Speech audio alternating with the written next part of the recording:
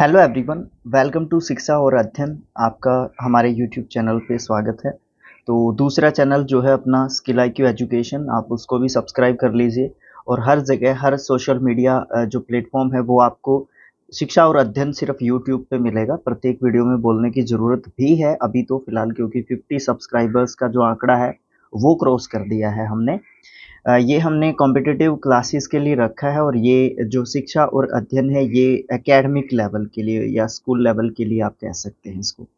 तो फर्स्ट जो हमारी इकाई है उसका फर्स्ट लेसन कंप्लीट कर चुके हैं, इंडियन कॉन्स्टिट्यूशन। अब हम बात करेंगे सेक्युलरिज्म की, ठीक है, अंडरस्टैंडिंग ऑफ सेक्युलरिज्म, है ना, धर्मनिरपेक्षता की हम इसमें बात करेंगे। तो इस लेसन के जैसे ही ये लेसन कंप्लीट हो जाएगा तो भारतीय संविधान और धर्मनिरपेक्षता, ये जो हमारी यूनिट है, फर्स्ट यूनिट, ये कंप्लीट हो जाएगी। इसमें हिंदी और इंग्लिश दोनों मीडियम के स्टूडेंट्स जो है इजीली जो है देख सकते हैं और प्रॉब्लम्स अपनी जो है टैकल आउट कर सकते हैं।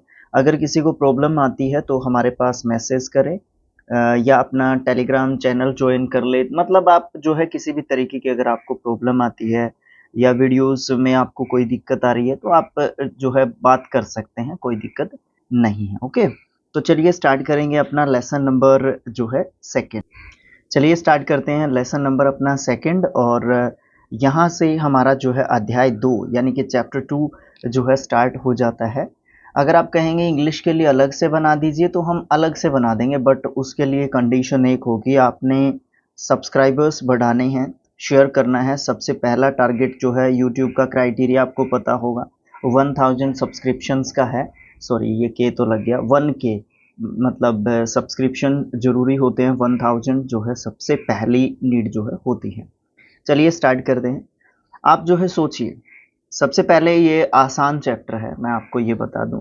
दूसरी बात है, यहाँ पे जो है धर्म से संबंधित बातें हैं, रिलीजन से रिलेटेड रहेगा हमारा ये पूरा चैप्टर। अगर आप ये कहें एक स्टोरी की तरह मैं पूरा आपको बता दूं तो भी ठीक है, कोई दिक्कत नहीं होगी मेरे हिसाब से, लेकिन फिर भी थोड़ा बहुत तो अंदर से भी देखेंगे हम चैप्टर के। तो यहाँ पे मैं अगर आपको ये कहानी एक तरीके से यहाँ से यहाँ तक की सीधी ही बता देता हूँ, ठीक है। कहने का मतलब क्या है, सेक्युलरिज्म किसको बोलते हैं? सबसे पहली चीज़ ये है, मान लीजिए आप अमेरिका के अंदर हैं, USA में आप पढ़ते हैं और आप या तो हिंदू हैं या फिर आप मुस्लिम जो कम्युनिटी है उससे बिलोंग करते हैं। बिकॉज़ USA में ईसाई जो कम्युनिटी होती हैं वो जो है वहाँ पे रहती हैं, तो वहाँ पे उनका डोमिनेंस है, उनका कंट्री है, ठीक है।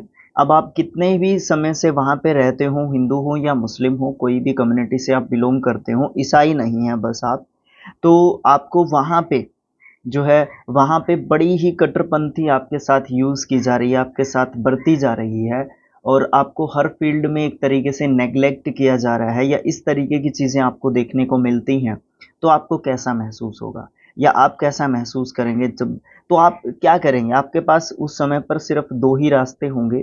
सबसे पहला रास्ता होता है उस देश को छोड़ने का, क्योंकि आपके ऊपर ये दबाव आ जाता है कि या तो आप हमारी कंट्री छोड़ दीजिए या फिर आप जो है जिस तरीके से हम रहते हैं, या फिर आप ईसाई बन जाइए, या फिर जिस तरीके से हम आपके साथ ट्रीट करते हैं वो जो है सहन करने की आपको आदत डालनी होगी, ठीक है। तो इस तरीके की चीज़ें चलती है। दूसरी बात क्या होती है, दूसरा रास्ता क्या होता है आपके पास, आप जो है क्या करते हैं, उसके अगेंस्ट जाने की कोशिश करते हैं, ठीक है। उस निर्णय, उन बातों के अगेंस्ट जाने की कोशिश करते हैं। अब आप ये कहेंगे कि सर आप कैसी बातें कर रहे हैं, जहाँ पे जिसका डोमिनेंट चलता है आप उसी के अगेंस्ट जाने की बात कर रहे हो। जी हाँ, बिल्कुल मैं ऐसी ही बात कर रहा हूँ। और ये जो पावर है हमें, ये जो है किसी भी देश का कॉन्स्टिट्यूशन यानी कि संविधान, यानी कि किस तरीके से वो देश चलता है, ठीक है, ऐसी किताबें, अ सेट ऑफ रूल्स जो हमने पहले लेसन में पढ़ा था, डिस्कस किया था, कहीं न कहीं जो है इस तरीके की चीज़ें आपको ज़रूर से देखने को मिलेंगी संविधान के अंदर या वहाँ के रूल्स जो होते हैं उनके अंदर, कि आप जो है अपनी बातें कानून के सामने रख सकते हैं, वहाँ पे आपको इंसाफ ज़रूर मिलेगा। तो यहाँ पे ये जो है इस तरीके की चीज़ें जो है यहाँ पे बताई गई हैं, फर्स्ट जो पेज है उसके ऊपर, ठीक है।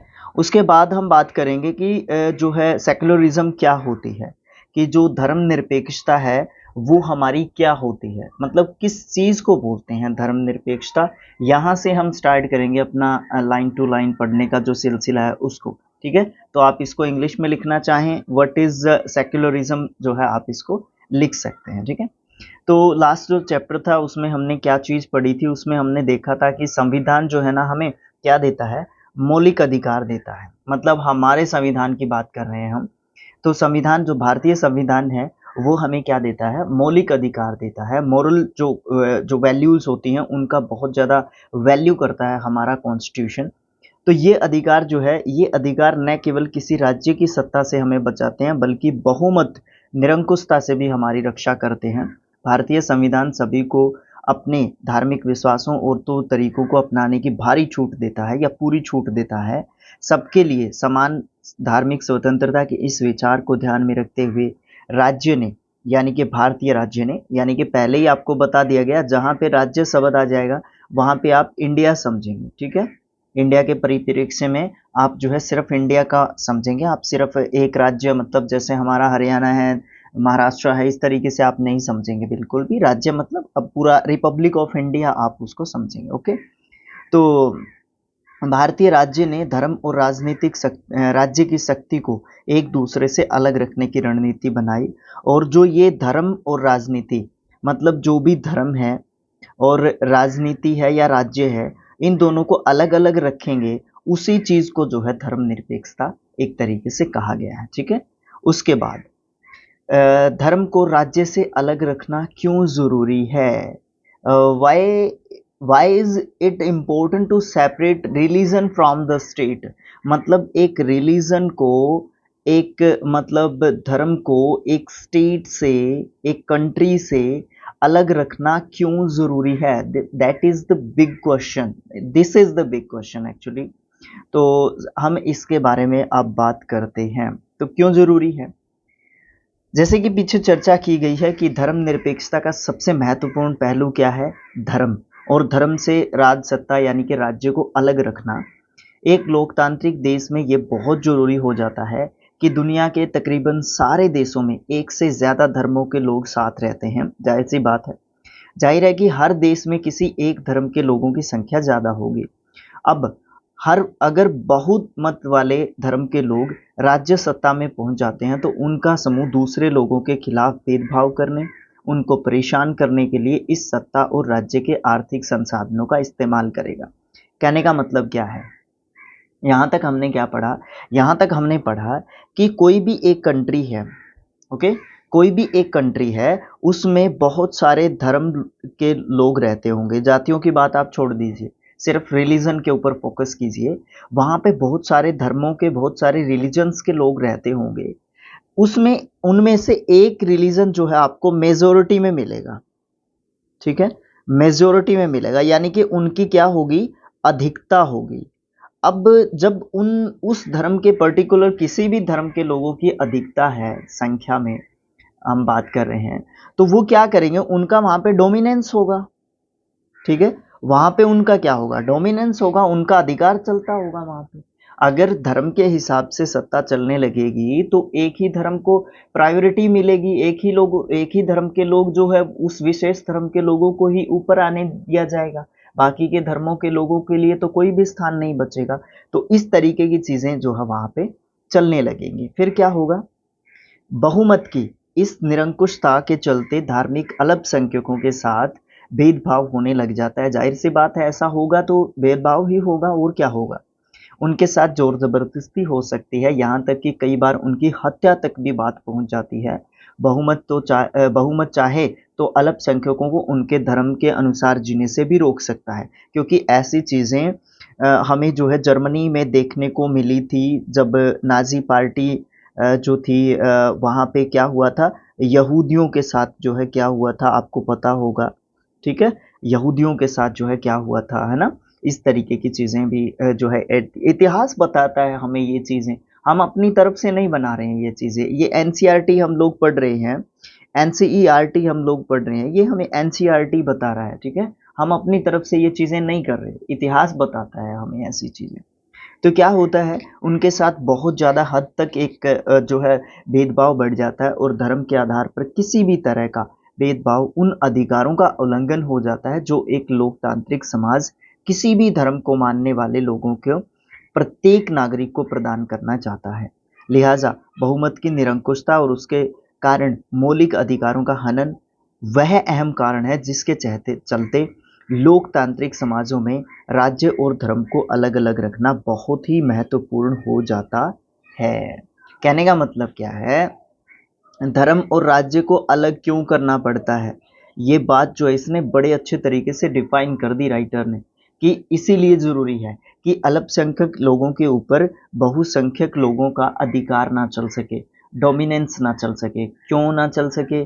क्योंकि उसी पर्टिकुलर धर्म के लोग जो है अगर सत्ता में आ जाएंगे या उन्हीं का सिर्फ डोमिनेंस रहेगा सत्ता के अंदर या राज्य के अंदर, हिस्सेदारी सबसे ज़्यादा उनकी रहेगी, तो क्या नहीं हो सकेगा, तो बिल्कुल भी इक्वलिटी एक तरीके से जनरेट नहीं हो सकेगी। बहुत ज़्यादा मुश्किलात देखने को हमें मिलेगी, है ना। उसके बाद हम बात करते हैं लोकतांत्रिक समाजों में धर्म को राज्य से अलग करने का एक महत्वपूर्ण कारण ये भी है कि हम लोगों के धार्मिक चुनाव के अधिकार की रक्षा कर सकते हैं। इसका मतलब ये है कि देश के किसी भी व्यक्ति को एक धर्म से निकालने और दूसरे धर्म को अपनाने या धार्मिक उपदेशों की अलग ढंग से व्याख्या करने की स्वतंत्रता हम देते हैं। तो इस प्रकार के अधिकारों का भी हनन हो जाता है उसका, क्योंकि सेक्युलरिज्म जो प्रोसेस है, धर्मनिरपेक्षता की जो नीति है, वो क्या करती है, सभी को सभी के जो धर्म है, मान्यताएं हैं, उनको अपनाने की एक तरीके से इजाज़त देती है। ओके, तो अगर वो इजाज़त होती है तो उसमें कोई प्रॉब्लम नहीं फेस करता है। लेकिन अगर किसी एक पर्टिकुलर धर्म को, एक रिलीजन को अगर कंट्री का रिलीजन घोषित कर दिया जाता है, तो बहुत ज़्यादा मुश्किलात उसको देखने को मिलती है उस राज्य को आगे चल के। इस बात को और भी अच्छे तरीके से समझने के लिए हम छुआछूत की प्रथा का विचार कर लेते हैं। आपको हिंदुओं के बीच प्रचलित एक जो छुआछूत प्रथा जो है, वो बिल्कुल भी अच्छी ना लगती हो, गौरतलब बात है ये, ठीक है। इसका मतलब ये है कि आप इसको बदलने की कोशिश भी करेंगे, लेकिन अगर राज्य की सत्ता ऐसे लोगों के हाथ में है, ठीक है, जो इसको मानते हैं सही है ये बात, तो आप उसको किस तरीके से बदल पाएंगे? बिल्कुल भी नहीं बदल पाएंगे। और एक समाज जो है क्या कहता है, एक राज्य में ऐसे लोगों का शासन आ जाता है जो छुआछूत को बिल्कुल सही समझते हैं, ठीक है, और उनका शासन आ जाता है, तो दूसरे प्रकार के लोग, यानी कि जो दूसरे टाइप के लोग हैं, जो अल्पसंख्यक हैं, ठीक है, जो अल्पसंख्यक हैं, उनके अधिकारों की रक्षा या उनके हितों की रक्षा आप किस प्रकार से करेंगे? बताइए, किस प्रकार से कर पाएंगे आप? आपका बिल या कानून जो है पास ही नहीं हो पाएगा। आप कितना भी दम लगा लीजिए, कितना भी जोर लगा लीजिए, कितनी भी पॉलिटिकल पावर आप यूज़ कर लीजिए, उनकी पॉलिटिकल पावर के आगे आपकी पॉलिटिकल पावर कुछ भी जो है हासिल नहीं कर पाएगी। ओके, नेक्स्ट जो चीज़ है यहाँ पे आपको सेक्युलरिज्म के को दिखाता हुआ एक पिक्चर जो है दिखेगा। यहाँ पे एक ड्राइंग है, यहाँ पे मस्जिद है, यहाँ पे मंदिर है, यहाँ पे गुरुद्वारा है, यहाँ पे जो है अलग एक मॉन्यूमेंट है एक तरीके का, जो कि धर्म को दिखाता है। और फिर यहाँ पे पिक्चर पे बड़ा अच्छे तरीके से लगाया हुआ है, बड़ा प्यारा मैसेज है ना, इन बच्चों का कि हम जो है साथ साथ हैं, है ना। तो बड़ा मैसेज इस तरीके की चीज़ें इंस्पायर करती हैं। तो आगे हम पढ़ते हैं, जो भारतीय धर्मनिरपेक्षता है वो क्या है? What is Indian secularism? मतलब भारत के अंदर जो सेक्युलरिज्म जो अपनाया गया है प्रोसेस, कि भारत जो है किसी भी धर्म को नहीं मानेगा, तो सभी धर्मों को मानेगा, समान रूप से सभी को देखेगा। तो इसका क्या मतलब है? यहाँ पे मतलब हमें समझाने की बात कही गई है यहाँ पे, ठीक है। तो चलिए देखते हैं यहाँ पे क्या बताया गया है। भारतीय संविधान में बताया गया है कि भारत जो है ना एक धर्मनिरपेक्ष राज्य होगा। हमारे संविधान के अनुसार केवल धर्मनिरपेक्ष राज्य ही अपने उद्देश्यों को साकार करने के लिए इन बातों का ख्याल कर सकता है। जैसे पहली बात यह है कि कोई भी एक धार्मिक समुदाय किसी दूसरे धार्मिक समुदाय को नहीं दबाएगा। कुछ लोग ही अपने धर्म के अन्य लोगों को बिल्कुल भी नहीं दबा सकते। राज्य न तो किसी खास धर्म को थोपेगा और ना ही लोगों की स्वतंत्रता को छीनेगा। और कैसी स्वतंत्रता? धार्मिक स्वतंत्रता। जब हम बात करते हैं धर्मनिरपेक्षता की, सेक्युलरिज्म की, ठीक है, तो हम किस चीज़ की बात करते हैं? सिर्फ और सिर्फ रिलीजन यानी कि धर्म की बात करते हैं। तो इन तीन चीज़ों पे खासकर फोकस कर पाता है भारत जैसा देश। इंडिया जैसी कंट्री जो है फोकस कर पाती है इस तरीके की बातों पे, जो क्या है, एक तरीके की सेक्युलरिज्म कंट्री है, ठीक है, सभी धर्मों को समान रूप से देखती है। हालांकि यहाँ पे सबसे ज़्यादा हिंदू रहते हैं, बट वर्ल्ड का ऐसा कोई भी धर्म नहीं होगा जो यहाँ पे देखने को नहीं मिलेगा, ठीक है। अगर गलत बोल गया हूँ तो आप कमेंट बॉक्स में सही कर दीजिएगा। तो इस तरीके के दबदबे को हमें रोकने के लिए भारतीय जो राज्य है वो कई तरीके के काम करता है। उसका सबसे पहला तरीका क्या है, वो है कि वो खुद को धर्म से दूर रखता है। वही बात जो शुरुआत में शुरू की गई थी, जहाँ से शुरू हुई थी हमारी बात, कि एक राज्य जो है धर्म से अपने आप को कैसे दूर रखेगा, और धर्म जो है एक राज्य से कैसे दूर रह सकता है। देखो, यहाँ पे क्या हो सकता है, एक राज्य धर्म के अंदर हस्तक्षेप कर सकता है, ये चीज़ हमें आगे देखने को मिलेगी। वो क्यों कर सकता है, उसका रीज़न है एक। देखिए, सबसे पहला तरीका क्या है इस दबदबे को रोकने का? तो सबसे पहला तरीका क्या है कि वो राज्य अपने आप को धर्म से दूर रखेगा। भारतीय राज्य की बागडोर ना तो किसी एक धार्मिक समूह के हाथ में है, और ना ही राज्य किसी एक धर्म को समर्थन देता है। ओके, भारत में कचहरी, थाने, सरकारी विद्यालय, दफ्तर, कहीं पे भी आप चले जाएं, जो भी सार्वजनिक स्थान है या सरकारी संस्थाएं हैं, वहाँ पे किसी भी खास धर्म को प्रोत्साहन देने या उसका प्रदर्शन करने की अपेक्षा नहीं की जाती है, ठीक है। आप जो है वहाँ पे अपने धर्म का प्रचार प्रसार कर सकते हैं, बट एक लिमिटेड जो है आपको लिमिट में भी रखा गया है। ऐसा नहीं है कि आप कहीं पे भी कुछ भी करेंगे, एक लिमिट है। आपको स्वतंत्रता है, फ्रीडम ऑफ स्पीच जो है आपको दी गई है, भाषण की स्वतंत्रता आपको दी गई है, बट इसका मतलब ये नहीं है कि आप उसको देश को तोड़ने के लिए आप उसका यूज़ करेंगे। ओके, इस तरीके की चीज़ जो है आपको देखने को मिलती है वहाँ पे। ओके, फिर जो है यहाँ पे हम बात करते हैं, एक गवर्नमेंट जो है स्कूल की बात की गई है, गवर्नमेंट हाई स्कूल की बात की गई है। सीमापुर सरकारी स्कूल के विद्यार्थी एक धार्मिक त्यौहार मनाना चाहते हैं। बच्चे बोलते हैं कि सर, अगले महीने एक बहुत बड़ा त्योहार आ रहा है, हमने अपने विद्यालय में कभी भी इस तरीके का त्योहार नहीं मनाया, क्या हम इस साल मनाएं इसको? तो इस पे जो है टीचर का क्या रिएक्शन रहता है? तो इस पे बोलते हैं कि नहीं रेखा, ये रेखा नाम की बच्ची ने पूछा था अपने टीचर से, तो कहते हैं कि नहीं रेखा, ऐसा नहीं हो सकता, हमारा स्कूल एक सरकारी स्कूल है, गवर्नमेंट स्कूल है, हम यहाँ पे किसी भी धर्म को महत्व नहीं दे सकते, निजी स्कूल जो चाहे करें। मतलब प्राइवेट स्कूल के लिए अथॉरिटी होती है अपने इंडिया में कि वो जो है किसी भी पर्टिकुलर धर्म या रिलीजन को प्रमोट कर सकते हैं, सेलिब्रेट कर सकते हैं, बट हम लोग गवर्नमेंट स्कूल्स में ऐसा नहीं देखने को मिलता। देखने को भी मिलता है तो ऐसा देखने को मिलेगा कि सभी धर्मों को अपनाया जाएगा, मतलब वहाँ पे सभी धर्मों को इक्वली सेलिब्रेट किया जाता है। तो आगे क्या कहते हैं टीचर सर? आगे कहते हैं कि सरकारी स्कूल अपनी चार दीवारी के भीतर कोई भी धार्मिक उत्सव आयोजित नहीं कर सकते। उत्सव वैसे भी ज़्यादातर धार्मिक त्योहारों पर सरकारी छुट्टी होती है, इसलिए हम इन त्योहारों को घर पर ही मना सकते हैं। फिर दोनों बच्चे आपस में डिस्कस कर रहे हैं कि मैंने इस दृष्टि से तो नहीं सोचा था कभी भी। मुझे लगता है कि स्कूल के बाहर हम कभी भी त्योहार मना सकते हैं। इस पर बच्ची बोलती है, खैर कोई बात नहीं, हम लोग अपने मोहल्ले में इस त्योहार को जो है आयोजित कर ही रहे हैं, वहाँ पे ही सेलिब्रेट कर लेंगे, और क्या है। तो कहने का मतलब क्या है कि ये जो पूरी पिक्चर है, ये जो पूरी कहानी है, ये जो संवाद है, ये जो कॉन्वर्सेशन है टीचर एंड स्टूडेंट्स की, और फिर लास्ट में जो टीचर्स हैं उनकी, वो हमें ये सिखाती है, वो हमें ये बताती है कि जो धार्मिक त्योहार होते हैं, ठीक है, अगर वो किसी भी स्कूल की चार दीवारी के अंदर मनाए जाएंगे, तो उस देश में जितने भी धर्म जो है प्रचलित हैं, ठीक है, उन सभी को मनाना पड़ेगा। नहीं तो आप किसी एक पर्टिकुलर धर्म को आयोजित या मना नहीं सकते, और किसी भी एक धर्म को आप बढ़ावा नहीं दे सकते। हाँ, जो निजी जो स्कूल होते हैं, प्राइवेट जो स्कूल होते हैं, उनको उनके अंदर जो है इस तरीके की कोई रोक टोक नहीं है, गवर्नमेंट उनको बिल्कुल भी रोक नहीं सकती, और वो जो है जिस भी तरीके से चाहें वो अपना काम कर सकते हैं। ओके, उसके बाद जो है देखते हैं हम आगे। आगे जो है हमें बताया गया है दूसरा जो तरीका है वो क्या है?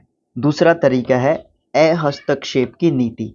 मतलब ये एक पॉलिसी होती है नॉन इंटरफेरेंस की। नॉन इंटरफेरेंस की ये एक पॉलिसी होती है जिसको अपना के क्या किया जा सकता है, इस तरीके की चीज़ों को दूर किया जा सकता है। इसमें क्या होता है, इसका मतलब है कि सभी धर्मों की भावनाओं का सम्मान करने और उनको धार्मिक क्रियाकलापों में, उनके जो धार्मिक क्रियाकलाप होते हैं उनमें दखल ना देने के लिए राज्य यानी कि कोई भी स्टेट या कोई भी कंट्री उन खास धार्मिक समुदायों को कुछ विशेष छूट भी दे सकता है। एक और जो है पिक्चर यहाँ पे देखते हैं। कुछ दोस्तों का हाल ही में जो 2-3 दोस्त हैं, उन्होंने स्कूटर खरीदे हैं और वो साथ-साथ स्कूटर से सैर करने जाने के लिए तैयार हैं। उनमें से एक दोस्त बोलता है, "अरे तुम्हारे पास हेलमेट तो है ना? दिल्ली में सबको हेलमेट पहन के चलना पड़ता है, यही कानून है। फिर तुमने हेलमेट क्यों नहीं पहना? जुर्माना भरने का बड़ा शौक है क्या?" तो फिर वो कहता है, "फ़िक्र मत करो, मुझे जुर्माना नहीं देना पड़ेगा।" फिर वो पहले वाला दोस्त कहता है, "अरे परमजीत, तुम जुर्माना क्यों नहीं देना पड़ेगा तुम्हें?" तो परमजीत कहता है कि देखो, पगड़ी पहनना सिख धर्म का एक बुनियादी उसूल है, इसलिए सरकार मुझे हेलमेट पहनने के लिए मजबूर नहीं कर सकती। तो कहने का मतलब क्या है, यहाँ पे हमें ये समझाया गया है इस पिक्चर के द्वारा कि क्या होता है कि जो धर्म होते हैं, मतलब इंडिया सेक्युलरिज्म कंट्री है, तो सेक्युलरिज्म यानी कि धर्मनिरपेक्षता को फॉलो करता है इंडिया। तो यहाँ पे जो है सिख धर्म में क्या होता है कि वहाँ पे पगड़ी पहनना बहुत इम्पोर्टेंट होता है और सिखिज़्म में पगड़ी बहुत महत्वता रखती है, ठीक है? दाढ़ी रखना, मूंछ रखना और पगड़ी पहनना और कृपाण रखना, बहुत सारी ऐसी चीज़ें हैं जो सिख धर्म में है, लेकिन उनमें से पगड़ी पहनना एक चीज़ होती है और ये मान मर्यादा का काम होता है। अलग-अलग धर्म में अलग-अलग इसका महत्व होता है, लेकिन सिख धर्म से रिलेटेड यहाँ पे बात आई तो मैं सिर्फ इसी से रिलेटेड डिस्कस करूँगा यहाँ पे। तो क्या कहते हैं ये परमजीत भाई, ये कहते हैं कि यहाँ पे हमने अगर पगड़ी पहन ली तो वो हमारी हेलमेट है। हमें जो है अपना कंट्री, जो अपनी इंडिया है, जो अपना भारत है, वो हमें क्या करता है, वो हमें इस चीज़ की इजाज़त देता है कि आप जो है अपने धर्म को फ़ॉलो कर सकते हैं, ओके? सेना में भी इस तरीके का जो है फ़ॉलो किया जाता है, बात है ना? फिर जो है हम क्या करते हैं, तीसरा जो तरीका है वो क्या है? ठीक है? तीसरा तरीका क्या है? तीसरा तरीका है कि हस्तक्षेप करने का तरीका। अब देखो, पहले जो है राज्य और धर्म के अंदर हस्तक्षेप नहीं था, लेकिन अब राज्य का हस्तक्षेप हो सकता है धर्म के अंदर, लेकिन वो कब हो सकता है? पहले हमने बात की थी छुआछूत की, ठीक है? छुआछूत की हमने बात की थी, तो इस बात का एक जो है बिल्कुल एप्रोप्रिएट एक उदाहरण हो सकता है कि एक ही धर्म के लोग, यानी कि उसमें अपर कास्ट हो सकती हैं, लोअर कास्ट के साथ जो है ज़्यादा जो है क्या कर सकती हैं, उनको दबा कुचला सकती हैं। तो धर्म के नाम पर अलग-थलग करने के लिए और भेदभाव को रोकने के लिए भारतीय संविधान ने छुआछूत के ऊपर पाबंदी लगाई। तो यहाँ पे क्या कर दिया, राज्य ने धर्म के ऊपर इंटरफेरेंस कर, ठीक है? वैसे राज्य जो है धर्म से क्या रहेगा, दूर रहेगा, लेकिन अगर इंटरफेयर करने की ज़रूरत पड़ी, तो राज्य जो है आवश्यक रूप से इंटरफेयर करेगा और वो किसी भी धर्म के अंदर हो सकता है। अब जैसे हिंदू धर्म में ले लीजिए, अपर कास्ट, लोअर कास्ट के बीच में अगर ज़्यादा डिफरेंसेस हो जाते हैं, तो वहाँ पे जो है राज्य अपने आप को इंट्रोड्यूस कर देता है। वहाँ पे स्टेट जो है अपने आप को इंट्रोड्यूस करती है और फिर स्टेट रूल के हिसाब से जो है वहाँ पे स्थिति को, सिचुएशन को जो है हैंडल करने की कोशिश की जाती है। इस उदाहरण में राज्य धर्म के नाम पर अलग-थलग करने और भेदभाव को बढ़ावा देने वाली उस प्रथा को खत्म करने के लिए धर्म के अंदर हस्तक्षेप कर सकता है, जो कि निचली जातियों के लोगों के मौलिक अधिकारों का हनन हो रहा है। अब यहाँ पे इस चीज़ के ऊपर फोकस कीजिए आप। जो मौलिक अधिकार होते हैं, ठीक है? जो फंडामेंटल राइट्स होते हैं, क्योंकि वो संविधान में लिखे गए हैं, ठीक है? तो अगर उनका हनन होता होगा किसी भी तरीके से, तो उनके हनन को रोकने के आधार को बेस मानकर, इसी चीज़ को बेस मानकर, आधार मानकर फंडामेंटल राइट्स को यानी कि मौलिक अधिकारों को, तो राज्य क्या कर देता है, धर्म के अंदर हस्तक्षेप कर देता है। अन्यथा राज्य जो है धर्म के अंदर हस्तक्षेप नहीं करता है, तो ये ज़रूरी हो जाता है। राज्य का हस्तक्षेप सहायता के रूप में भी हो सकता है। भारतीय संविधान धार्मिक समुदायों को अपने स्कूल, कॉलेज खोलने का अधिकार देता है। गैर प्राथमिकता के आधार पर राज्य उन्हें सीमित आर्थिक सहायता भी देता है, ठीक है? यहाँ तक कि सहायता भरपूर देता है राज्य जो है किसी भी धर्म को, ठीक है? उसके बाद आगे देखते हैं, भारतीय जो धर्मनिरपेक्षता है दूसरे लोकतांत्रिक देशों की धर्मनिरपेक्षता से किस प्रकार से अलग है? This is the big question. ठीक है, ये बड़ा प्रश्न जो है एक तरीके से हो सकता है। तो चलिए इसके बारे में डिस्कस करते हैं कि क्या जो है इसका आंसर हम दे सकते हैं। तो देखिए, ऊपर 3 उद्देश्य बताए गए हैं। दुनिया के अन्य जो लोकतांत्रिक देश हैं उनके संविधान में दिए गए उद्देश्यों से वो मिलते हैं, क्योंकि आपको पता होना चाहिए जैसे जैसे ये पॉलिटिकल जो साइंस की क्लासेस हमारी आगे जाएंगी, आपको संविधान के बारे में, धर्म के बारे में, राजनीति के बारे में और भी ज़्यादा जानने को मिलेगा। राइट्स क्या होते हैं और भी बहुत सारी चीज़ें आपको यहाँ पे जानने को मिलेंगी इस सीरीज़ में। तो अभी जो है आप समझने की कोशिश करें कि जो भी 3 उद्देश्य ऊपर जिनके बारे में डिस्कशन किया गया था, 3 पॉइंट्स के बारे में डिस्कशन किया गया था कि धर्म और राज्य के बीच में रिलेशन क्या है।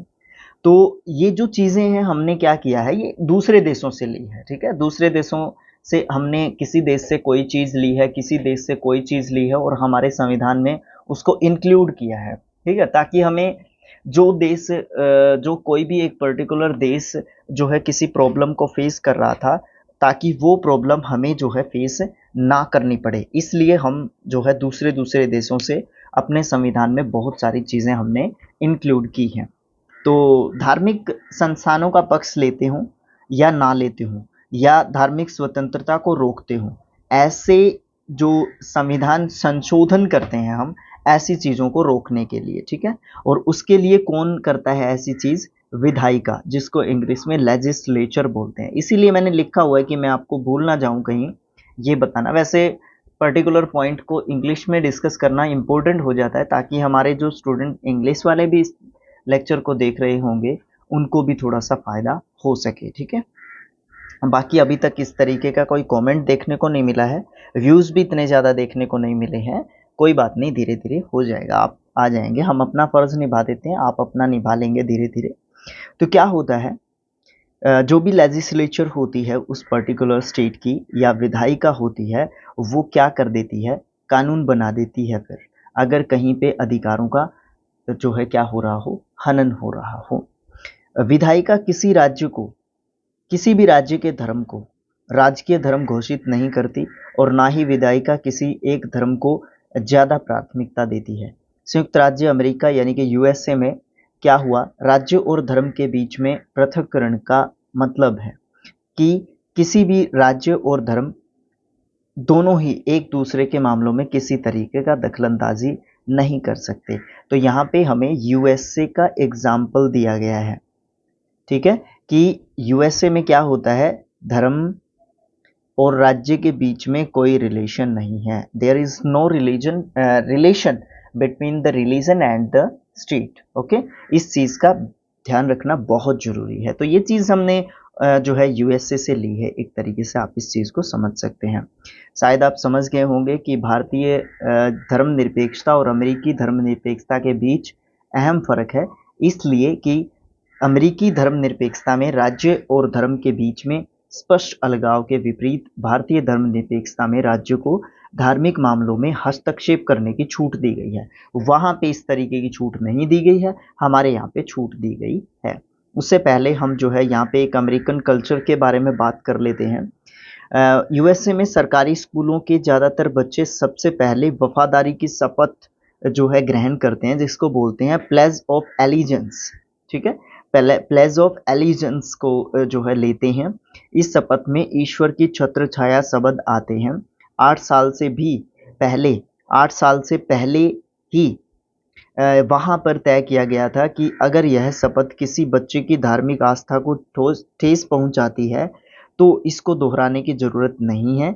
इसके बावजूद वहाँ पर ईश्वर की छत्र छाया वाक्यांश को कई बार कानूनी चुनौती दी जा चुकी है, मतलब उसको ख़त्म करने की बात कही जा चुकी है। चुनौती देने वालों का कहना है कि यह वाक्यांश अमेरिकी संविधान के पहले संशोधन में चर्च और राज्य के बीच में किए गए पृथक्करण का उल्लंघन करता है, इसलिए इसको अभी बंद कर दिया जाना चाहिए। तो ये जो पिक्चर थी आपको मैंने जो दिखाई थी वो इसी मतलब प्लेज ऑफ एलिजेंस का एक एग्जाम्पल यहाँ पे हमारे सामने प्रेजेंट किया गया है।